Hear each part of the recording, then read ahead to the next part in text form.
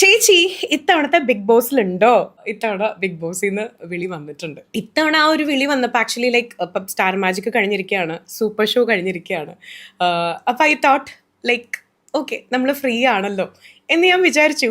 പക്ഷേ എൻ്റെ ഇന്നർ മൈൻഡിൽ ഇങ്ങനെ കിടന്ന് ഞാൻ ഒരു ദിവസം ഇങ്ങനെ ഫുൾ ആലോചിക്കുമ്പോൾ എനിക്കൊരു ടെൻഷൻ എന്ന് പറഞ്ഞു കഴിഞ്ഞാൽ നമ്മൾ ബിഗ് ബോസിൻ്റെ പ്രീവിയസ് ഹിസ്റ്ററീസ് ഒക്കെ എടുത്ത് നോക്കുമ്പം like it's a big show. But നന്നായിട്ട് അറിയുന്ന ആൾക്കാർ അതിൽ പോയി തിരിച്ചു വരുമ്പോൾ ആൾക്കാർക്ക് പരിചയമില്ലാത്ത പോലെയൊക്കെ, അല്ലെങ്കിൽ ഭയങ്കര വെറുപ്പൊക്കെയാണ്, പലർക്കും ഭയങ്കര ഹേറ്റ്രഡ് ഒക്കെയാണ് വരണേ.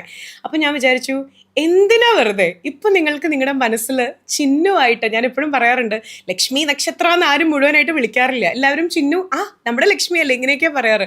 ആ ഒരു ഇഷ്ടം എന്തിനാ വെറുതെ കളയണം. ഞാനായിട്ട് ഇങ്ങനെയൊക്കെ നമ്മൾ നമ്മുടെ യൂട്യൂബിൽ കൂടെയൊക്കെ പോവാം.